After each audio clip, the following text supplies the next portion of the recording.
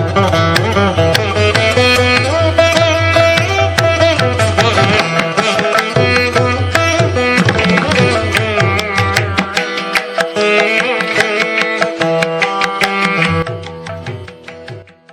ವೀಕ್ಷಕರೇ ನಮಸ್ಕಾರ. ಅನಾವರಣ ಯೂಟ್ಯೂಬ್ ಚಾನಲ್ಗೆ ತಮಗೆ ಸ್ವಾಗತ. ನಾನು ರಂಗನಾಥ್. ವೀಕ್ಷಕರೇ, ಬದುಕಿನ ಜಂಜಾಟದಲ್ಲಿ ಕೆಲವೊಮ್ಮೆ ಬದುಕೇ ಸಾಕನ್ನುವ ಹಾಗೆ ಸಮಸ್ಯೆಗಳು ಸವಾಲೊಡ್ಡುತ್ತವೆ. ಸಣ್ಣ ಸಮಸ್ಯೆಯು ಕೂಡ ಗುಡ್ಡದ ಹಾಗೆ ಗೋಚರಿಸುತ್ತದೆ. ಕೆಲವೊಮ್ಮೆ ಎಲ್ಲವೂ ಸರಳ, ಸುಂದರ, ಮಧುರವಾಗಿ ಜೀವನ ಸಾಗುತ್ತಿದೆ ಎನ್ನುವಷ್ಟರಲ್ಲೇ ಯಾರ್ದೋ ಕೆಟ್ಟ ದೃಷ್ಟಿ ಬಿದ್ದ ಹಾಗೆ ಒಮ್ಮಿಂದೊಮ್ಮೆಲೆ ಬೇರು ಕತ್ತರಿಸದ ಮರದ ಹಾಗೆ ನೆಲಕ್ಕುಳ್ಳಿ ಬಿಡುತ್ತೇವೆ. ಇದಕ್ಕೆ ಕಾರಣ ಹುಡುಕುವಷ್ಟರಲ್ಲೇ ದೇಹದೊಳಗಿನ ಚೈತನ್ಯ, ಮನಸ್ಸಿನೊಳಗಿನ ಉತ್ಸಾಹ ಮತ್ತು ಇದಕ್ಕಿಂತ ಮುಖ್ಯವಾಗಿ ಸಮಯ ಕಳೆದು ಹೋಗಿರುತ್ತದೆ. ಇಂಥ ಕೆಟ್ಟ ಕಾಲಘಟ್ಟದಲ್ಲಿ ಬದುಕಿ ಮಾಡೋದು ಇನ್ನೇನಿದೆ ಅಂತ ನಮ್ಮನ್ನು ನಾವೇ ಪ್ರಶ್ನೆ ಮಾಡಿಕೊಳ್ಳುವುದ್ರ ಜೊತೆಗೇನೆ ಪರಿಹಾರ ಹುಡುಕೋಕೆ ಶುರು ಮಾಡ್ತೇವೆ. ಇಂಥ ಸಮಯವನ್ನೇ ಕಾಯುತ್ತಾ ಕುಳಿತಿರುವ ಕೆಲವು ಗೋಮುಖ ವ್ಯಾಘ್ರಗಳು ಈ ಸಮಾಜದಲ್ಲಿ ಸಾಕಷ್ಟು ಜನರಿದ್ದಾರೆ. ಸುಳ್ಳು ಗೊಳ್ಳೋ ಹೇಳಿ ಮೋಸ ಮಾಡುತ್ತಾರೆ, ಇರುವಷ್ಟು ದುಡ್ಡು ದೋಚಿಕೊಳ್ಳುತ್ತಾರೆ. ಇಂತಹ ಸಮಾಜಘಾತಕರ ಮಧ್ಯೆ ಇದಕ್ಕೆ ಅಪವಾದ ಎಂಬಂತೆ ಮಂಡ್ಯ ಜಿಲ್ಲೆಯ ಪಾಂಡವಪುರ ತಾಲೂಕಿನ ಕೆ ಬೆಟ್ಟಹಳ್ಳಿಯಲ್ಲಿರುವ ಸುಕ್ಷೇತ್ರದ ಬಗ್ಗೆ ಒಂದು ಪರಿಚಯ ಮಾಡಿಕೊಡುವ ಸಣ್ಣ ಪ್ರಯತ್ನ ನನ್ನದು. ಇಲ್ಲಿ ಬಂದು ದರ್ಶನ ಪಡೆದವರಿಗೆ ಇಲ್ಲಿನ ಧರ್ಮದರ್ಶಿಗಳ ಮಾರ್ಗದರ್ಶನದಲ್ಲಿ ನಡೆದದ್ದೇ ಆದರೆ ಪ್ರತಿ ಸಮಸ್ಯೆಗೂ ಪರಿಹಾರವಿದೆ. ಹೌದು, ಸಮಸ್ಯೆ ಎಂಥದ್ದೇ ಇರಲಿ, ಅದು ಆರೋಗ್ಯ, ಆರ್ಥಿಕ, ಮದುವೆ, ಮಕ್ಕಳು, ಸಾಲ, ಕೆಟ್ಟ ಕಾಲ, ಅದೇನೇ ಇರಲಿ, ಅವೆಲ್ಲಕ್ಕೂ ಒಂದು ಸೂಕ್ತ ಪರಿಹಾರ ಅಂತ ಇಲ್ಲಿ ಖಂಡಿತವಾಗಿಯೂ ಸಿಗುತ್ತದೆ. ಮದ್ಯಪಾನದ ದಾಸರಾದವರಿಗೆ ಅಂದ್ರೆ ಕುಡಿತಕ್ಕೊಳಗಾದವರಿಗೆ ಇಲ್ಲಿನ ಶಕ್ತಿ ದೇವತೆ ವಿಜಯಕಾಳಿ ಅಮ್ಮನವರ ಮತ್ತು ಬಸವಣ್ಣನ ಭಯ ಭಕ್ತಿ ಜೊತೆಗೆ ಆಯುರ್ವೇದದ ಗಿಡಮೂಲಿಕೆಗಳಿಂದ ತಯಾರಿಸಿದ ಮದ್ದು ನೀಡಿ ಕುಡಿತದಿಂದ ಮುಕ್ತಿ ನೀಡುವ ಸಾಮಾಜಿಕ ಕೆಲಸ ಅನನ್ಯವಾದುದು. ಪ್ರಸ್ತುತ ಇದು ಮುಖ್ಯ ಕೂಡ. ಹೊಯ್ಸಳರ ಕಾಲದ ಕುಲದೇವತೆಯಾದ ವಿಜಯಕಾಳಿ ಅಮ್ಮನವರ ಶಿಲಾಮೂರ್ತಿ ಸ್ಥಾಪಿಸಿ ಆಧ್ಯಾತ್ಮಿಕ ಸಾಮಾಜಿಕ ಸೇವೆ ಕಳೆದ 15 ವರ್ಷಗಳಿಂದ ನಡೆದು ಬರುತ್ತಾ ಇದೆ. ಇಲ್ಲಿನ ಧರ್ಮದರ್ಶಿಗಳಾದ ಪೂಜ್ಯ ಶ್ರೀ ಡಾಕ್ಟರ್ ರಾಜೇಶ್ ಗುರುಗಳ ಸೇವೆ ಶ್ಲಾಘನೀಯ. ಇವರ ಬದುಕಿನ ಕತೆ ಕೂಡ ತುಂಬಾ ಪ್ರೇರಣೆ ನೀಡುವ. ಚಿಕ್ಕ ವಯಸ್ಸಿನಲ್ಲಿ ಆಧ್ಯಾತ್ಮದ ಕಡೆಗೆ ಒಲವು, ಸಮಾಜ ಸೇವೆ ಮಾಡುವ ತುಡಿತ, ಎಲ್ಲರೂ ನಮ್ಮವರೇ ಎನ್ನುವ ಮತ. ರಾಜೇಶ್ ಧರ್ಮದರ್ಶಿ ಡಾಕ್ಟರ್ ರಾಜೇಶ್ ಆಗಿ ಮಾರ್ಪಡುವ ಘಟ್ಟ ಇದೆಯಲ್ಲ, ಅದು ಅಷ್ಟು ಸರಳವಾಗಿ ಬಂದದ್ದಲ್ಲ. ಬದುಕೇ ಸಾಕೆಂದು ತಮ್ಮೂರಿನಿಂದ ತುಮಕೂರಿನವರೆಗೂ ನಡೆದುಕೊಂಡು ಸಾಗಿದ್ದು ಈಗ ಇತಿಹಾಸ. ಅಲ್ಲದೆ ಅದೇ ಸಮಯದಲ್ಲಿ ಆತ್ಮಹತ್ಯೆಗೂ ಯೋಚಿಸಿದ್ದು ಕೂಡ ಇದೆ. ತಾವು ಪಟ್ಟ ಕಷ್ಟ ಇನ್ನೊಬ್ಬರು ಪಡಬಾರದೆಂಬ ಕಳಕಳಿಯೇ ಇವತ್ತು ಈ ಸ್ಥಾನದಲ್ಲಿ ತಂದು ಕೂರಿಸಿದೆ. ಇಂಥ ಹಲವಾರು ವಿಚಾರಗಳು ಅವರ ಶ್ರೀಮುಖದಿಂದಲೇ ಕೇಳೋಣ. ಖಂಡಿತ ಏನೂ ಇಲ್ಲ, ಜನಸಾಮಾನ್ಯನೇ ಸಾಮಾನ್ಯ. ನಾನೊಬ್ಬ ನಿಮ್ಮಲ್ಲೊಬ್ಬ. ಅಂದ್ರೆ ನಂಬಿ ಭಕ್ತಿಯಿಂದ ಕೈ ಮುಗಿರಿ. ನಿಮ್ಗೆ ಏನಿದೆ ಸಮಸ್ಯೆನ ದೇವ್ರ ಮುಂದೆ ಹೇಳಿ, 100ಕ್ಕೆ 100% ಪರಿಹಾರ. ಆರ್ಥಿಕವಾಗಿ ತುಂಬ ಕಷ್ಟದಲ್ಲಿದ್ದಾಗ ನಿಮಗೆ ಯಾವ ರೀತಿ ಮತ್ತೆ ಅದು ಬದುಕಬೇಕು ಅಥವಾ ನಾನೇನೋ ಸೂಸೈಡ್ ಮಾಡ್ಕೋಬೇಕು ಅನ್ನುವಂಥ ಸಂದರ್ಭ ಕೂಡ ಬಂದು ಹೋಗಿತ್ತು. ಆಮೇಲೆ ಇನ್ಯಾರು ಒಂದು ಅಟ್ಯಾಕ್ ಮಾಡಿದ್ರು. ಸಮಾಜದಲ್ಲಿ ಎಲ್ಲಿ ಸೋತಿದ್ದೀನೋ ಅಲ್ಲೇ ಗೆಲ್ಬೇಕು ಅನ್ನೋ ಒಂದು ಹೋರಾಟ, ನನ್ನಿಂದ 4 ಜನಕ್ಕೆ ಏನಾರು ಒಂದು ಒಳ್ಳೆಯದನ್ನ ಜಾಗಕ್ಕೆ ತರಬೇಕು ಅನ್ನೋದು ಮನಸ್ಥಿತಿ ನಂದು. ಆ ಒಂದು ಕಾರಣದಿಂದ ನಾನು ಏನಾರು ಒಂದು ಮಾಡಬೇಕು, ನನ್ನಿಂದ ಏನಾರು ಒಂದು, ಇವತ್ತು ನನ್ನನ್ನು ಯಾರು ಹೀಯಾಳಿಸಿದಾರೋ ಅವ್ರ ಮುಂದೆ ನಾನು ಬೆಳಿಬೇಕು, ಅವ್ರ ಮುಂದೆ ಏನಾರು ಒಂದು ಸಮಾಜಕ್ಕೆ ಒಂದು ಒಳ್ಳೇದಾಗೋ ರೀತಿ ನಾನು ಒಂದು ಬರಬೇಕು, ಏನಾರು ಒಂದು ಮಾಡ್ಬೇಕು, ನನ್ನ ಕೈಲಾದ ಮಟ್ಟಕ್ಕೆ ಏನಾರು ಒಂದು ಮಾಡಬೇಕು. ಅದು ಇದೇ ರೀತಿ ಬೇಕು, ಅದೇ ರೀತಿ ಬೇಕು ಅಂತ ನಾನು ಆಯ್ಕೆ ಮಾಡ್ಕೊಂಡಿದ್ದಿಲ್ಲ. ಅದು ಭಗವಂತನ ಪ್ರೇರಣೆ, ನಮ್ಮ ಪೂರ್ವಿಕರ ಆಶೀರ್ವಾದ. ಆದರೆ ಈ ಸೇವೆಗೆ ಬಂದೆ ನಾನು. ದೈಹಿಕವಾಗಿ ಅಟ್ಯಾಕ್ ಮಾಡಿದವರು ಇವತ್ತು ಅವರು ಯಾವ ಸ್ಥಿತಿಯಲ್ಲಿದ್ದಾರೆ ಗುರುಜಿ? ದೈಹಿಕವಾಗಿ ಅಟ್ಯಾಕ್ ಮಾಡಿರುವಂಥವ್ರು ಈಗ ಆಲ್ರೆಡಿ ಅನುಭವಿಸಿದ್ದಾರೆ. ಅವರು ಏನೇನು ರೀತಿ ಸಮಸ್ಯೆಗಳನ್ನ ಅವ್ರಿಗೆ ಗೊತ್ತಿರುತ್ತೆ. ಈಗ ನಾನು ತೊಂದರೆ ಮಾಡಕ್ಕೆ ಹೋದೆ, ಇವತ್ತು ನನಗೆ ಈ ಥರ ಸಮಸ್ಯೆ ಆಯಿತು ಅಂತ ನನಗೆ ಹೇಳಿರೋ ಉದಾಹರಣೆಗಳು ಕೂಡ ಇದ್ದಾವೆ. ಖಂಡಿತ ನಾವು ಯಾರನ್ನು ಯಾವತ್ತೂ ಯಾವ ಅಪೇಕ್ಷೆನೂ ಇಟ್ಟು ಯಾವ ಕೆಲಸನೂ ಮಾಡಿದ್ದಿಲ್ಲ. ನಮ್ಮ ಮಠ ಬರುವಂಥ ಭಕ್ತರಲ್ಲಿ ಅವರು ಕೂಡ ಒಬ್ಬರು, ಅವರು ಕೂಡ ಭಕ್ತರು. ಅಮ್ಮನವ್ರಿಗೆ ಯಾರು ಕೂಡ ಇವ್ರು ದೊಡ್ಡವರು, ಇವ್ರ ಮೇಲು ಕೀಳು ಅನ್ನೋಂಥದ್ದು ಯಾವುದಿರಲ್ಲ. ಪ್ರತಿಯೊಬ್ಬರು ಕೂಡ ಒಂದೇ ಅನ್ನುವಂಥ ಭಾವನೆಯಲ್ಲಿ ಬದುಕಬೇಕು.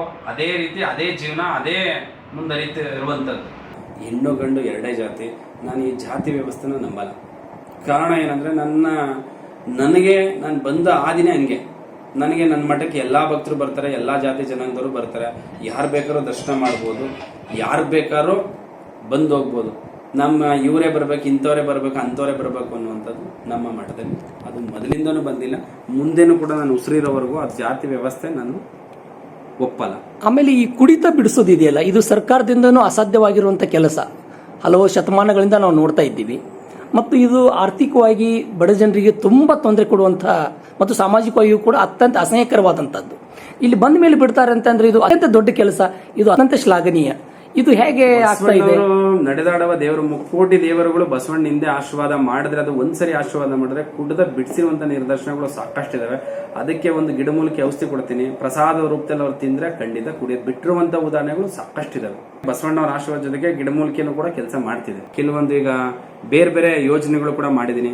ಇವಾಗ ಫಸ್ಟ್ ದೇವಸ್ಥಾನ ಆಯ್ತು, ಈಗ ದೇವಸ್ಥಾನ ಆದ್ಮೇಲೆ ಈಗ ಗೋಶಾಲೆ ಆಯ್ತು, ಈ ಗೋಶಾಲೆ ಆದ್ಮೇಲೆ ಸಮುದಾಯ ಭವನ ಮಾಡ್ತೀನಿ. ಬರುವಂತವ್ರಿಗೆ ಉಳ್ಕೊಳಕ್ಕೆ ರೂಮಿನ ವ್ಯವಸ್ಥೆ ಆಗ್ತಾ ಇದೆ.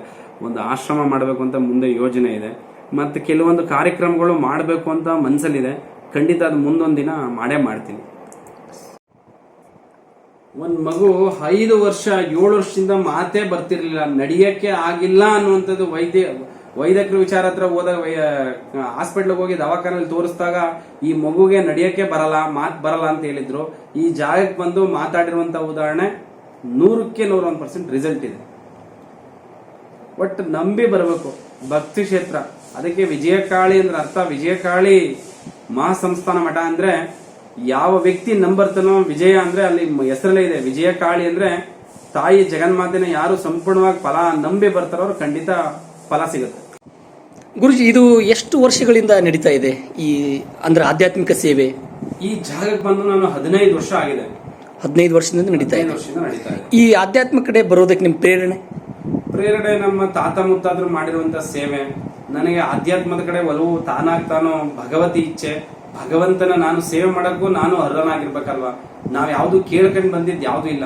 ಅವಳು ಏನ್ ಕೊಟ್ಟಿದ್ದಾಳೋ ಅದನ್ನ ನಡ್ಸ್ಕೊಂತ ಹೋಗ್ತಿರುವಂತ ನಾನು ಬರೀ ಸೇವಕ್ ಅಷ್ಟೇ. ನಾನು ಸೇವೆ ಮಾಡಕ್ ಮಾತ್ರ ಇರೋದು. ಅಥವಾ ನಾನೇನೋ ಗುರುಜಿ ಅಥವಾ ನಾನೇನೋ ದೊಡ್ಡವನು, ನನ್ನಿಂದ ಏನೋ ಪವಾಡ ಆಗ್ತೈತೆ, ನಾನು ಎಲ್ಲೂ ಯಾವ ಮಾಧ್ಯಮದ ಮುಂದೆ ಆಗಲಿ ಅಥವಾ ನಾನು ಯಾರ ಇದ್ರಲ್ಲೂ ಕೂಡ ನಾನು ಅದನ್ನ ಹೇಳಿಲ್ಲ. ನಂದು ನಮ್ದು ಅನ್ನೋದು ಬಿಟ್ಟು ನಮ್ಮದು ಅನ್ನೋ ಭಾವನೆ ಪ್ರತಿಯೊಬ್ಬರಲ್ಲೂ ಕೂಡ ಬರಲಿ.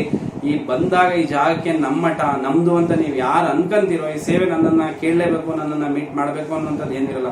ದೈವದ ಮುಂದೆ ನಿಂತು ಪ್ರೇರಣೆ ಮಾಡಿ ತಾಯಿ ಜಗನ್ಮಾತೆ ಇಂಥ ಕಷ್ಟಕ್ಕೆ ಬಂದಿದೆ ಅಂತ ಕೈ ಮುಗಿದೋಗಿರುವಂತ ಉದಾಹರಣೆಗಳು ಸಾಕಷ್ಟಿದ್ದಾವೆ. ಭಕ್ತರಿಗೆ ಸಾಕಷ್ಟು ಜನಕ್ಕೆ ಅನುಕೂಲ ಆಗಿರುವಂತದ್ದು ಕೂಡ ಸಾವಿರಾರು ಸಂಖ್ಯೆಯ ಉದಾಹರಣೆಗಳು ನಮ್ಮ ಕಣ್ಮುಂದೆನೇ ಇದೆ. ಅದಕ್ಕೆ ಅತ್ಯಂತ ಮಹತ್ತರವಾದಂತ ಒಂದು ಉದಾಹರಣೆ ಯಾವ್ದಾದ್ರು ಕೊಡಬಹುದಾ ತಾವು? ಕೆಲವರಿಗೆ 10 ವರ್ಷ 15 ವರ್ಷ 20 ವರ್ಷ ಆದ್ರೂ ಕೂಡ ಮಕ್ಕಳಿಲ್ಲ ಅನ್ನುವಂಥವ್ರಿಗೆ ಬಂದಿಲ್ ಅನುಕೂಲ ಆಗಿರುವಂತ ಉದಾಹರಣೆಗಳು ಸಾಕಷ್ಟಿದಾವೆ. ಕೆಲವರಿಗೆ ಮದುವೆ ಆಗ್ತಿಲ್ಲ, 30 ವರ್ಷ 40 ವರ್ಷ ಆದ್ರೂ ಮದುವೆ ಆಗಿಲ್ಲ ಅನ್ನುವಂಥವ್ರು ಈ ಕ್ಷೇತ್ರಕ್ಕೆ ಬಂದು ಅನುಕೂಲ ಮಾಡ್ಕೊ ಹೋಗಿರುವಂತ ಉದಾಹರಣೆಗಳು ಸಾಕಷ್ಟಿದಾವೆ. ಎಷ್ಟೋ ವರ್ಷದಿಂದ ಆರೋಗ್ಯದಲ್ಲಿ ಸಫರ್ ಪಡ್ತಿದೀವಿ. ನಾವ್ ಎಲ್ಲೇ ಹೋದ್ರು ಯಾವ ಟ್ರೀಟ್ಮೆಂಟ್ ತಗೊಂಡ್ರು ಕೂಡ ಆರೋಗ್ಯ ಬಾಧೆಯಿಂದ ಬಳಲ್ತಿರುವಂತವ್ರಿಗೆ ಈ ಕ್ಷೇತ್ರಕ್ಕೆ ಬಂದು ಅನುಕೂಲ ಆಗಿರೋ ಉದಾಹರಣೆಗಳಿದಾವೆ. ಒಂದೇ ರೀತಿ ಸಮಸ್ಯೆ ಹೊತ್ತು ಬರವಲ್ಲ, ಹಲವಾರು ರೀತಿ ಸಮಸ್ಯೆ ಹೊತ್ತು ಬರುವಂತ ಭಕ್ತರಿಗೆ ಸಾವಿರ ಲಕ್ಷಾಂತರ ಜನಕ್ಕೆ ಅನುಕೂಲ ಆಗಿರುವಂತದ್ದು ಕಣ್ಮುಂದೆನೆ ಇದಾವೆ. ನಾನ್ ಕೇಳೋದೇನಂದ್ರೆ ನಂಬಿಕೆ, ಭಕ್ತಿ, ಶ್ರದ್ಧೆ. ಭಕ್ತಿ ನಾವಾಗಿ ಹೇಳಿ ಬರುವಂತದ್ದಲ್ಲ, ಸ್ವಾಭಾವಿಕವಾಗಿ ತನ್ನ ಮನಸ್ಸಿಂದ ಹುಟ್ಟಬೇಕು. ದೇವ್ರು ಎಲ್ಲೂ ಸ್ನಾನ ಮಾಡು, ನಾಮ ಇಡು, ಕುಂಕುಮ ಮಾಡು ಎಲ್ಲೂ ಹೇಳಿಲ್ಲ. ನಮ್ಮ ಅಂತರಾಂಗ ಶುದ್ಧ ಇರಬೇಕು. ಪರಮಾತ್ಮ ಮುಂದೆ ನಿಂತಾಗ ಭಕ್ತಿಯಿಂದ ಬೇಡಬೇಕು. ಆ ಬೇಡಿದ್ರೆ ನಿಮ್ಗೆ ಖಂಡಿತ ವರವಾಗ್ತದೆ. ಅಂದ್ರೆ ಒಟ್ಟಿನಲ್ಲಿ ಇಲ್ಲಿ ಬರುವಂತ ಭಕ್ತರ ಒಂದು ಮಾನಸಿಕ ಸಮಸ್ಯೆಗಳಾಗಿರ್ಲಿ ಅಥವಾ ಆರ್ಥಿಕ ಸಮಸ್ಯೆಗಳಾಗಿರ್ಲಿ ಅಥವಾ ಸಾಮಾಜಿಕ ಸಮಸ್ಯೆಗಳಾಗಿರ್ಲಿ ಅವೆಲ್ಲದಕ್ಕೂ ಒಂದು ದಾರಿ ನೀವು ಹುಡುಕ್ಬಿಡ್ತಾ ಇದ್ದೀರಿ. ಖಂಡಿತ 100% ಹುಡ್ಕೊಡ್ತಾ ಇದ್ದೀನಿ. ಕಣ್ಮುಂದೆ ಕೆಲವೊಂದು ಆಗಿರುವಂತ ಘಟನೆಗಳು ಸಾಕಷ್ಟಿದಾವೆ.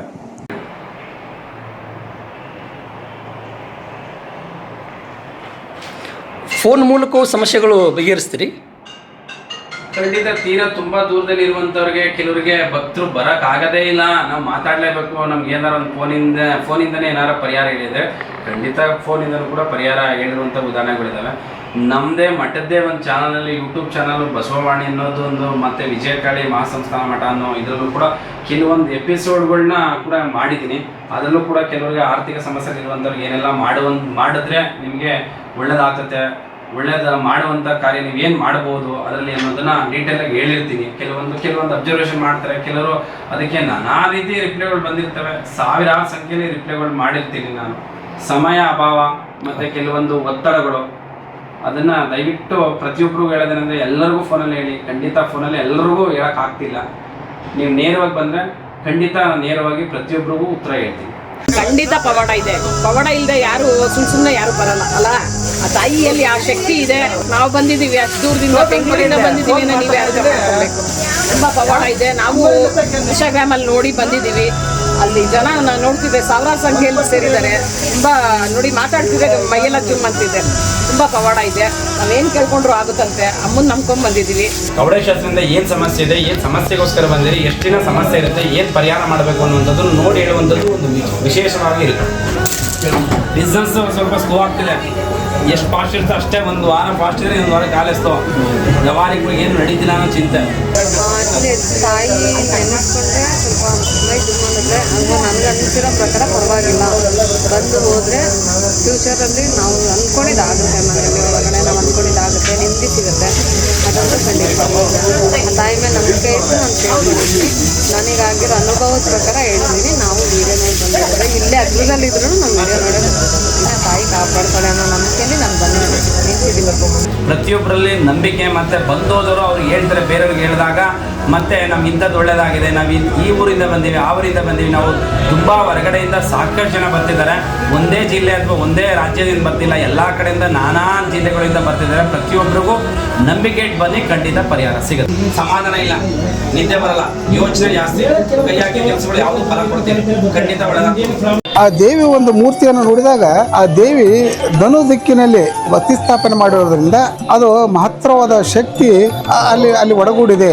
ಅನೇಕ ಭಕ್ತರು ಆ ದರ್ಶನ ಮಾಡಿಕೊಂಡಾಗ ಏನಾಗ್ತಂದ್ರೆ ಅನೇಕ ಶಕ್ತಿಗಳ ವಿನಿಮಯವಾಗ್ತದೆ, ಅನೇಕ ರೋಗ ನಿವಾರಣೆ ಆಗ್ತದೆ, ಆರ್ಥಿಕ ಪರಿಸ್ಥಿತಿಗಳು ಮತ್ತು ಸರ್ವರೋಗ ನಿವಾರಣೆ ಆಗುವಂತಹ ಶಕ್ತಿ ಆ ದೇವಿಯಲ್ಲಿ ಕಂಡು ಬರುತ್ತೆ. ರಾಜೇಶ್ ಗುರೂಜಿ ಅವರು ಗುಪ್ತ ಸಾಧಕರಂದ್ರೆ ತಪ್ಪಾಗಲಾರದು. ಅವರ ಆಡಂಬರ ಜೀವಿ ಎಲ್ಲ ನೋಡ್ತಿರ್ಲಿಕ್ಕಾದ್ರೆ ನಿರಾಡಂಬರ ಜೀವಿ ಅವರು ಮಹತ್ತರವಾದ ಸಾಧನೆಯನ್ನು ಮಾಡಿ ತಮ್ಮ ಅನುಷ್ಠಾನದಿಂದ ಅನೇಕ ಸಿದ್ಧಿಗಳನ್ನು ಪಡೆದಿದ್ದಾರೆ. ಅದಕ್ಕೋಸ್ಕರ ಆ ದೇವಿಯಲ್ಲಿ ಪ್ರತಿಷ್ಠಾಪನೆ ಮಾಡ್ಬೇಕಾದ್ರೆ ಪ್ರಾಣಶಕ್ತಿಯನ್ನು ತುಂಬಿದ್ದಾರೆ. ದೃಷ್ಟಿಯಲ್ಲಿ ಯಾರು ಬರ್ತಾರೋ ಅವ್ರು ಎಲ್ಲರಿಗೂ ಸರ್ವರೋಗ ನಿವಾರಣೆ ಆಗ್ತೈತಿ. ಅನೇಕ ಶಕ್ತಿಗಳು ರೋಗಗಳು ಸಹ ದೂರ ಆಗ್ತವೆ. ಶಕ್ತಿಗಳು ಆಗರವಾಗಿದ್ದಾರೆ ಅವರು ಅಂತಂದ್ರೆ ತಪ್ಪಾಗಲಾರದು. ರಾಜೇಶ್ ಗುರುಗಳವರು ಏನಿದಾರಲ್ಲ ನಿಸ್ವಾರ್ಥ ಸೇವೆಯಿಂದ ಕೆಲಸ ಮಾಡ್ತಾ ಇದ್ದಾರೆ. ಅವರು ಯಾವುದನ್ನು ಪ್ರತಿಫಲ ಬಯಸದೆ ಮಹತ್ತರವಾದ ಜನ ಕಲ್ಯಾಣಕ್ಕೋಸ್ಕರ, ಲೋಕ ಕಲ್ಯಾಣಕ್ಕೋಸ್ಕರ ಶ್ರಮಿಸ್ತಾ ಇದ್ದಾರೆ ಅವರು. ಇಲ್ಲಿ ಒಂದು ವಿಶೇಷ ಏನಪ್ಪಾ ಅಂತಂದ್ರೆ ಇಲ್ಲಿ ಜಾತಿ ಭೇದವಿಲ್ಲ, ಲಿಂಗ ಭೇದವಿಲ್ಲ, ಮತ ಭೇದವಿಲ್ಲ. ಎಲ್ಲಾ ಹಿಂದೂ, ಮುಸ್ಲಿಂ, ಕ್ರಿಶ್ಚಿಯನ್ಸ್ ಎಲ್ಲರೂ ಸಹ ಇಲ್ಲಿ ಬಂದು ಅವರ ದೇವಿಯ ಕೃಪೆಗೆ ಪಾತ್ರರಾಗ್ತಾರೆ. ಅವರಿಗೆ ತಾರತಮ್ಯ ಇಲ್ಲ ಯಾವುದು. ಪ್ರತಿಯೊಬ್ಬರನ್ನು ಸಹ ಆಲ್ ಆರ್ ಈಕ್ವಲ್. ಇವರು ಎಲ್ಲರನ್ನು ಸಮತ್ವ ಭಾವದಿಂದ ಅನೇಕ ಸಮಸ್ಯೆಗಳನ್ನು ಹೊತ್ತುಕೊಂಡು ಬಂದವರಿಗೆ ಒಂದು ಸಾಂತ್ವನ ಹೇಳುವಂತ ಒಂದು ಶಕ್ತಿ ರಾಜೇಶ್ ಗುರುಗಳು ಹೊಂದಿದ್ದಾರೆ ಅಂತಂದ್ರೆ ತಪ್ಪಾಗಲಾರದು. ಕೇಳಿದ್ರಲ್ಲ ವೀಕ್ಷಕರೇ, ಇಲ್ಲಿ ಶ್ರದ್ಧೆ ಮತ್ತು ನಂಬಿಕೆಯಿಂದ ಬಂದ ಮಾತುಗಳಿವು. ಇವು ಬರೀ ಮಾತುಗಳಲ್ಲ, ಇವು ಅನುಭವಗಳು. ಈ ಅನುಭವಗಳು ಹೇಗೆ ಅಂತಂದರೆ, ಇಲ್ಲಿ ಏನೇ ಸಮಸ್ಯೆಯಿಂದ ಬಂದರೂ ಒಂದೆರಡು ಸರಿ ಬಂದು ಹೋದ ಮೇಲೆ ಅವರಿಗಾದಂಥ ಅನುಭವದ ಮಾತುಗಳು ಅವು ಖಂಡಿತವಾಗಿಯೂ ಸಕಾರಾತ್ಮಕವಾಗಿರುತ್ತವೆ. ರಾಜೇಶ್ ಗುರೂಜಿಗಳ ಮಾರ್ಗದರ್ಶನದಿಂದ ನಡೆದುಕೊಂಡಿದ್ದೇ ಆದರೆ ಖಂಡಿತವಾಗಿಯೂ ಒಳ್ಳೆಯ ಫಲ ದೊರೆಯುತ್ತದೆ. ಒಳ್ಳೆಯ ಮನಸ್ಸಿನಿಂದ ಬಂದವರಿಗೆ ಒಳ್ಳೆಯ ಫಲ ಯಾವಾಗಲೂ ತಪ್ಪಿದ್ದಲ್ಲ. ಈ ಜಗತ್ತಿನಲ್ಲಿ ಭಾಳಷ್ಟು ಜನರು ಸುಳ್ಳೋ ಕೊಳ್ಳೋ ಹೇಳಿ ಏನೇನೋ ಮಾಡುವ ಇವತ್ತಿನ ದಿನಮಾನಗಳಲ್ಲಿ ಇಂಥದ್ದೊಂದು ಸುಕ್ಷೇತ್ರ ಇನ್ನೂ ಬೆಳೆಯಬೇಕು. ಇಲ್ಲಿ ಒಂದಿಷ್ಟು 100 ರೂಪಾಯಿಗಳು 200 ರೂಪಾಯಿಗಳು ಏನೇನೋ ಒಂದಿಷ್ಟು ಕೆಲಸಗಳಿಗೆ ಅವರು ಮಾಡ್ತಕ್ಕಂಥ ಕಾರ್ಯಗಳಿಗೆ ಇದೆ. ಅದು 100, 200, ಸಾವಿರಾರು ಅಲ್ಲ. ಯಾಕಂದರೆ ಇಲ್ಲಿ ಮಾಡ್ತಕ್ಕಂಥ ಸೇವೆ ಮಾಡ್ತಕ್ಕಂಥ ಸುಮಾರು ಒಂದು 10-15 ಜನರಿಗೆ ಅವರು ಸಂಬಳ ನೀಡಬೇಕು. ಬಂದವರಿಗೆ ವಸತಿ ವ್ಯವಸ್ಥೆ ಮಾಡಬೇಕು. ಬಂದವರಿಗೆ ದಾಸೋಹದ ವ್ಯವಸ್ಥೆ ಇದೆ. ಅದು ಎಷ್ಟೇ ಇರಲಿ, ಏನೇ ಇರಲಿ, ಬಂದವರಿಗೆ ಹೊಟ್ಟೆ ತುಂಬಿಸಿ ಕಳಿಸುವಂಥ ಒಂದು ಪದ್ಧತಿ ಅದು ಸುಕ್ಷೇತ್ರಗಳಲ್ಲಿ ಇರಲೇಬೇಕಾದಂಥ ಒಂದು ಒಳ್ಳೆಯ ನೀತಿ. ಹೀಗಾಗಿ ಇಲ್ಲಿ ಯಾವುದೇ ಮೋಸ ವಂಚನೆ ಇಲ್ಲ, ಆಡಂಬರಿಕೆ ಇಲ್ಲ. ಇಲ್ಲೇನಿರೋದು ಕೇವಲ ಶ್ರದ್ಧೆ, ಭಕ್ತಿ, ನಂಬಿಕೆ. ಇವೇ ನಮ್ಮ ಬದುಕಿನ ಬುನಾದಿಯನ್ನು ಗಟ್ಟಿಗೊಳಿಸ್ತಕ್ಕಂಥ ಕ್ರಿಯೆಗಳು. ಇದಕ್ಕೆ ಒಂದಿಷ್ಟು ಭರವಸೆ ಹುಟ್ಟತಕ್ಕಂಥ ಸ್ಥಳ ಅಥವಾ ವ್ಯಕ್ತಿ ಅಥವಾ ಮಾತು, ಒಟ್ಟಿನಲ್ಲಿ ಒಂದು ಒಳ್ಳೆಯ ಅನುಭವ ಸಿಕ್ಕರೆ ಬದುಕು ಗಟ್ಟಿಯಾಗುತ್ತೆ. ಮುಂದೆ ಇನ್ನೊಂದು ಹೆಜ್ಜೆ ಇಡೋದಕ್ಕೆ ಅನುವು ಮಾಡಿಕೊಡ್ತದೆ ಬದುಕು, ನಮ್ಮ ಮನಸ್ಸು. ಹೀಗಾಗಿ ಈ ಸುಕ್ಷೇತ್ರ ಯಾರನ್ನೂ ಮೋಸ ಮಾಡಿಲ್ಲ. ಬಂದ ಭಕ್ತಾದಿಗಳಿಗೆ, ಶ್ರದ್ಧೆಯಿಂದ ಬಂದವರಿಗೆ ಇದು ಕಲ್ಪವೃಕ್ಷ ಎಂದರೆ ತಪ್ಪೇನಿಲ್ಲ. ಗುರೂಜಿಯವರ ಸಂಪರ್ಕದ ಸಂಖ್ಯೆ ನಿಮಗೆ ಕಾಣುತ್ತಿರಬಹುದು. ಸಾಧ್ಯವಾದಷ್ಟು ಸಾಯಂಕಾಲದ ನಂತರ ಅವರನ್ನು ನೀವು ಮಾತನಾಡ್ಬೋದು. ಏನೇ ಸಮಸ್ಯೆಗಳಿದ್ರು ಹೇಳ್ಕೋಬೋದು. ಯಾವಾಗ ಬರಬೇಕು, ಯಾವಾಗಿಲ್ಲ, ಎಲ್ಲಿಂದ ಹೊರಡ್ತಾ ಇದ್ದೀವಿ, ಹೇಗೆ ಬರೋದು, ಎಲ್ಲ ಮಾಹಿತಿ ಗುರುಗಳು ಅತ್ಯಂತ ಶಾಂತ ಚಿತ್ತದಿಂದ ನೀಡ್ತಾರೆ. ಕೆಲವೊಮ್ಮೆ ಫೋನ್ ಬಿಜಿ ಬರಬಹುದು, ಆದರೆ ಅವ್ರು ತುಂಬ ಈಸಿಯಾಗಿ ಸಿಗ್ತಾರೆ ಅನ್ನುವಂಥ ಮಾತು ನನ್ನ ಅನುಭವದ ಮಾತನ್ನು ಹೇಳ್ತಾ ಸುಕ್ಷೇತ್ರ ಪರಿಚಯದ ಒಂದು ಕಾರ್ಯಕ್ರಮ ಇಲ್ಲಿಗೆ ಮುಗಿಸ್ತಾ ಇದ್ದೇನೆ.